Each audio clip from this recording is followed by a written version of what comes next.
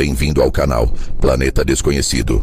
E prepare-se para uma jornada emocionante, espiritual e cheia de mistérios sobre uma das histórias mais impactantes da Bíblia, a Arca de Noé.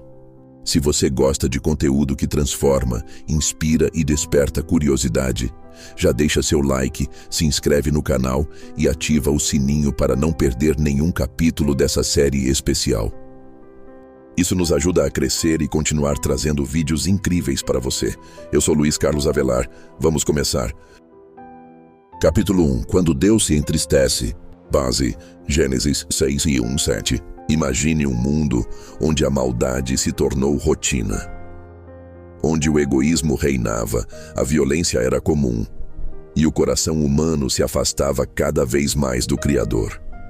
Esse era o cenário da terra nos dias de Noé. A Bíblia diz que a maldade do homem se multiplicou sobre a terra e que todo o desígnio do seu coração era continuamente mau.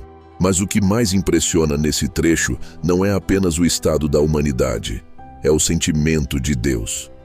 O texto revela algo profundo. Deus se entristeceu em seu coração. Sim, o Criador do universo sentiu dor, não por fraqueza, mas por amor. Ele viu sua criação se perder, e isso o feriu. Nesse momento sombrio, surge uma luz. Noé, um homem justo, íntegro, que andava com Deus. Em meio ao caos, Deus encontra alguém que escolhe a justiça. E então, algo extraordinário acontece. Noé achou graça aos olhos do Senhor. Gênesis 6:8. Essa frase é poderosa. Ela mostra que mesmo quando tudo parece perdido, Deus ainda vê. Ele ainda busca corações sinceros. E quando encontra, ele age. Talvez hoje o mundo também pareça corrompido. Mas a história de Noé nos lembra que Deus não desiste. Ele procura por quem escolhe a justiça, por quem anda com ele. E quando encontra, ele derrama graça. Capítulo 2. A obra da fé. Gênesis capítulo 6, versículo 8 a 22. Noé recebeu uma missão que desafiava toda a lógica humana. Construir uma arca gigantesca, longe do mar, sem sinal de chuva, apenas com a palavra de Deus como guia. Imagine o cenário, um homem martelando madeira dia após dia, enquanto os outros zombavam, chamavam de louco, de fanático. Mas Noé não parou. Ele não construiu apenas uma embarcação, ele construiu fé. A arca tinha proporções impressionantes, cerca de 135 metros de comprimento, 22 de largura e 13 de altura. Um verdadeiro navio de salvação, feito com madeira de cipreste e selado com betume por dentro e por fora. Cada detalhe foi dado por Deus. E Noé seguiu tudo com precisão. Mas o mais impressionante não é a estrutura, é a obediência. Noé não pediu sinais, não exigiu provas. Ele ouviu e obedeceu. Em um mundo corrompido, ele escolheu confiar.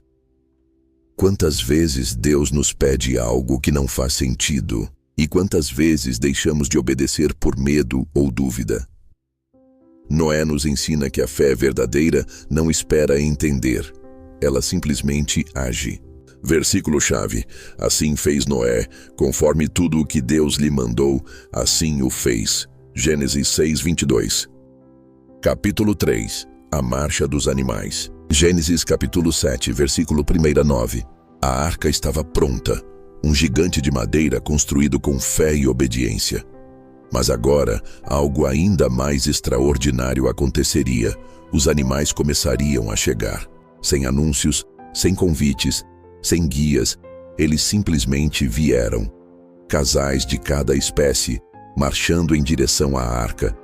Leões e cordeiros, águias e pombas, elefantes e formigas. Um desfile da criação, guiado por uma ordem invisível, mas irresistível. A Bíblia diz que vieram a Noé, 2 a 2, de toda a carne em que havia fôlego de vida. Gênesis 7:15. Como isso foi possível? Como Noé organizou tudo? A resposta está na providência divina. Deus não apenas ordenou, ele coordenou. Imagine a cena: o céu escurecendo, a chuva prestes a cair e a terra testemunhando um milagre silencioso. Os animais obedecem ao Criador. Eles não discutem, não resistem. Eles simplesmente seguem. Às vezes a natureza nos ensina mais sobre obediência do que a própria humanidade. Quando Deus fala, até os instintos se curvam. E se os animais reconhecem a voz de Deus, por que nós tantas vezes ignoramos? De toda a espécie entraram na arca como Deus ordenara a Noé. Gênesis capítulo 7, versículo 9. Capítulo 4. O dilúvio, julgamento e misericórdia. Gênesis capítulo 7, versículo 10 a 24. O céu escureceu. As nuvens se fecharam. E então a primeira gota caiu. Depois outra. E mais outra. Em pouco tempo, a chuva se tornou um rugido. A terra, antes seca e firme, começou a se afogar. Durante 40 dias e 40 noites, as comportas do céu se abriram. Fontes do abismo jorraram das profundezas. O mundo inteiro foi coberto por águas. Montanhas desapareceram. Cidades foram engolidas. Vidas se perderam. Mas no meio do caos, havia um refúgio: a arca. Flutuando sobre as águas, ela carregava a esperança da humanidade. Dentro dela, Noé, sua família e os animais estavam protegidos. Não por sorte, mas por fé. Não por acaso, mas por obediência. A Bíblia diz: e prevaleceram as águas sobre a terra 150 dias. Gênesis capítulo 7, versículo 24. Foi um tempo de silêncio, de espera, de confiança. Lá fora, o mundo era julgamento. Lá dentro, era promessa. Às vezes, Deus permite que as águas subam para que possamos aprender a confiar. O dilúvio não foi apenas destruição, foi também purificação. Foi o fim de um ciclo corrompido e o início de uma nova história. Somente Noé e os que com ele estavam na arca ficaram vivos. Gênesis capítulo 7, versículo 23. Capítulo 5. A pomba e a esperança. Gênesis capítulo 8, versículo 1 a 19. Depois de tantos dias de chuva, silêncio e espera, a arca repousa sobre as montanhas de Ararat. As águas começam a baixar, mas o mundo ainda está coberto por incertezas. Será que a vida poderá recomeçar? Noé, paciente e atento, decide enviar uma ave. Primeiro, um corvo. Ele vai e volta, sem trazer resposta. Depois, uma pomba. Ela também retorna, sem encontrar onde pousar. Mas Noé não desiste. Ele espera mais 7 dias e envia a pomba novamente. Dessa vez, ela volta com um ramo de oliveira no bico. Um pequeno galho, mas com um significado imenso. Era o sinal que Noé esperava. A vida havia renascido. A terra, antes submersa, agora florescia novamente. Então Noé soube que as águas tinham minguado de sobre a terra. Gênesis capítulo 8, versículo 11. A pomba com o ramo se tornou símbolo universal de paz. Mas aqui, ela é mais do que isso. Ela é o anúncio da esperança. A confirmação de que, mesmo após o juízo, Deus prepara um novo começo. Às vezes, tudo o que precisamos é de um sinal, um pequeno gesto, uma palavra, uma porta que se abre. Deus não nos deixa no escuro para sempre. Ele envia sua pomba, e com ela, a certeza de que a vida pode florescer de novo. Capítulo 6. A Aliança Eterna. Gênesis capítulo 9, versículo 1 a 17. As águas haviam baixado. A arca foi aberta. Noé e sua família pisaram novamente em terra firme. Era o início de uma nova era. Mas antes de seguir, Noé fez algo essencial. Ele construiu um altar e ofereceu um sacrifício ao Senhor. Deus, tocado pela gratidão de Noé, fez uma promessa eterna. Ele disse: "Nunca mais amaldiçoarei a terra por causa do homem." E para selar essa aliança, Deus criou um sinal visível, o arco-íris.